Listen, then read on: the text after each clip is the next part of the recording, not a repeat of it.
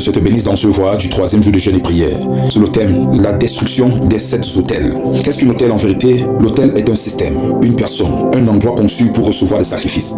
C'est un système spirituel conçu pour entrer en relation avec le surnaturel au moyen des sacrifices. En effet, les autels sont des plateformes conçues pour recevoir des sacrifices apportés à des divinités. L'autel est une intersection entre le naturel et le spirituel. Dans la circulation, il y a des routes qui permettent le déplacement des véhicules. Le monde des esprits et celui du surnaturel empruntent des voies différentes et ne sont pas appelés à se rencontrer à moins qu'elles utilisent des carrefours. Les carrefours qui permettent l'intersection du monde naturel et du monde spirituel se nomment les autels. C'est là que les hommes qui veulent rencontrer la divinité se rendent avec un sacrifice pour l'attirer. Les autels sont des systèmes qui permettent aux esprits de rencontrer les êtres humains et d'agir à leur faveur. Selon Exode chapitre 20, le verset 24, tu me lèveras un autel de terre sur lequel tu offriras des holocaustes et des sacrifices d'action de grâce, tes brebis et tes bœufs partout où je rappellerai mon nom. Je viendrai à toi et je te bénirai. Écoute bien, c'est pour cette raison que c'est à l'autel bâti par Abraham que Jacob a vu l'échelle où l'ange montait et descendait. Ils étaient donc sur la base de cet autel et de là qu'ils opéraient sur ce territoire. L'autel est donc une porte qui ouvre le spirituel sur un environnement, sur un territoire. C'est un portail qui donne accès à un territoire et aux esprits. L'autel est ce qui sponsorise l'action des esprits. Aucune personne ne peut atteindre un niveau de réussite, de richesse et de gloire sans l'aide d'esprit, car il y a un niveau de succès que l'homme peut atteindre par ses propres actions. Cependant, s'il veut un impact global, la dimension spirituelle est nécessaire. Or, les esprits ne peuvent agir dans la vie d'un individu sans le dispositif légal de leurs actions sur la terre.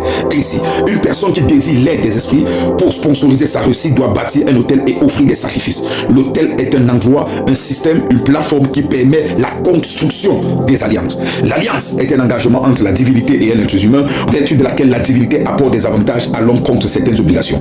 Il existe donc des bonnes alliances et des mauvaises alliances. Je parle. Les autels sont puissants car ils constituent les points d'accès au monde spirituel. Les esprits se nourrissent des sacrifices offerts sur les autels pour libérer leurs influences et leur puissance dans la vie de ceux qui les établissent. Ainsi, les autels spirituels deviennent une plateforme où s'établit un échange entre l'homme et le monde invisible. L'autel est un lieu d'alliance et de transfert de puissance spirituelle.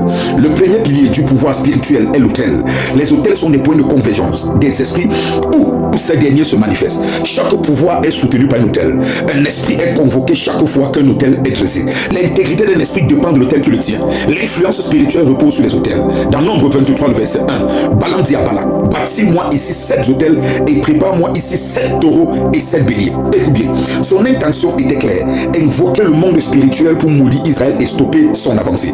Mais Dieu, dans sa souveraineté, renversa la situation et transforma la malédiction en bénédiction. Nombre 23, comment maudirais-je celui que Dieu n'a point maudit? Comment serais-je irrité quand l'Éternel n'est point irrité? Cependant, ces 7 autels ne sont pas de simples vestiges historiques. Ils représentent aujourd'hui encore des forteresses spirituelles qui opèrent contre la destinée des hommes et des femmes. Pour marcher dans la plénitude de la victoire, il est impératif de les identifier, les renverser et les détruire par la puissance du sang de Jésus. Quels sont donc ces 7 autels? La première autel, c'est l'autel de la confusion. Écoute-moi très bien. L'ennemi utilise la confusion pour s'aimer l'instabilité dans les esprits, les familles et les ministères. Selon 1 Corinthiens 14, verset 33, la Bible déclare, car Dieu n'est pas un Dieu de désordre, mais un Dieu de paix, comme dans toutes les églises des saints. Écoute bien, la confusion est dans l'œuvre de Satan, le père du mensonge. Son objectif est de détourner, embrouiller, désorienter la destinée des enfants de Dieu. Aujourd'hui, refuse toute confusion, que tout voile de trouble soit ôté de ta vie et de ta maison au nom de Jésus. Déclare avec moi, je reçois la paix de Dieu, je reçois la paix de Dieu, je reçois la paix de Dieu qui garde mon cœur et mes pensées en Jésus-Christ, au nom de Christ Jésus. Est-ce que tu peux dire amen? La deuxième autel, c'est l'autel de l'immoralité. L'immoralité sexuelle est l'une des armes les plus puissantes que le diable utilise pour polluer l'autel intérieur des croyants et les éloigner de la présence de Dieu. Selon 1 Corinthiens chapitre 6, le verset 18, il est écrit, fuyez l'impudicité. Écoute-moi très bien. Quelques autres péchés qu'un homme commet, ce péché est hors du corps. Mais celui qui se livre à l'impudicité pêche contre son propre corps. Écoute, tant que cet autel est actif, la culpabilité, l'instabilité émotionnelle et la perte d'autorité spirituelle seront constantes. Brisez cet autel, renoncez à l'impurité et laissez l'Esprit de Dieu sanctifier votre vie. Déclare après moi, mon corps est le temple du Saint-Esprit. L'impureté n'a point de place en moi au nom de Jésus. La troisième autel sur laquelle nous allons parler, c'est l'autel de la maladie et de l'infimité. La maladie est une forme subtile de la servitude. Selon 3 Jean 1, le verset 12, la Bible déclare: bien-aimé, je souhaite que tu prospères à tous égards et sois en bonne santé comme prospère l'état de ton âme. La volonté de Dieu est la santé et non l'oppression physique. Jésus-Christ a porté nos maladies à la croix. Renverse cet autel et déclare la guérison divine sur ta vie. Déclare: par les meurtrissures de Jésus, je suis guéri. Par les meurtrissures de Jésus, je suis guéri. La quatrième autel, c'est l'autel du déshonneur et de la défaveur. Balaam voulait rendre Israël méprisable et rejeté. Selon Nombre chapitre 23, le verset 8, il dit: comment maudirait celui que Dieu n'a point maudit? Écoute-moi très bien. Le déshonneur et la défaveur sont des autels qui ferment les portes et coupent l'accès à des faveurs divines. Si cet autel est actif, les bonnes choses vous échappent. Brisez-le et entrez dans la faveur imméritée de Dieu au nom de Jésus. Selon Jérémie 22, verset 29 à 30, il dit: terre, écoute la parole de l'Éternel. Et si parle l'Éternel, inscrivez le nom de cet homme comme étant privé d'enfant, comme un homme dont ses jours ne seront pas prospères, car nul de ses descendants ne réussira à s'asseoir sur le trône de David et à régner sur Juda. Déclare: au nom de Jésus, je suis agréé devant Dieu et je suis agréé devant les hommes. La cinquième autel, c'est l'autel du retard. L'ennemi tente souvent de bloquer ou de ralentir l'accomplissement des promesses divines. Selon Genèse 15, le verset 13, la Bible déclare: tes descendants seront étrangers pendant 400 ans. Oh,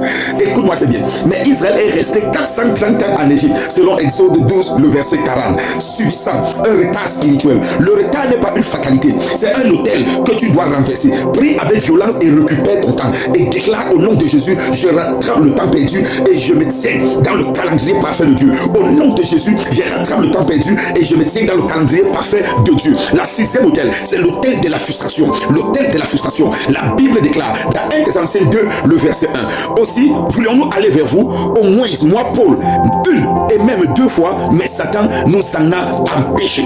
L'autel de la frustration, ou encore moins, la frustration est une barrière dressée pour fatiguer et décourager le croyant. Cet autel vise à épuiser sa foi et à le pousser dans l'abandon. Aujourd'hui, renverse cet autel et avance dans ta destinée sans obstruction. Déclare avec moi: toute barrière est ôtée. Je progresse par la puissance du Saint-Esprit au nom puissant de Jésus. Et la dernière autel, c'est l'autel de l'oppression et de la servitude. Ésaïe 33, le verset 2. Aucun habitant ne dit: je suis malade. Le peuple de Jérusalem reçoit le pardon de ses iniquités. Écoute-moi très bien. L'oppression sous toutes ses formes, maladie, pauvreté, esclavage, limitation, célibat et bien d'autres, est un autel que Jésus a renversé à la croix. Tu es libre en Christ. Ne tolère aucune, ou encore mieux, ne tolère plus aucune forme de captivité dans ta vie. Et je veux que tu déclares: je suis libéré, racheté, affranchi de toute forme d'oppression au nom puissant de Jésus. Lève-toi ce matin pendant ce 3e jour de jeûne et prière et renverse 7 autels sur ta vie et tu vas la bonne gloire de mon Dieu. Que le Seigneur te bénisse. C'est l'ambassadeur de la peau de Jésus pour t'aimer et te servir. Shalom, jeûne et prie.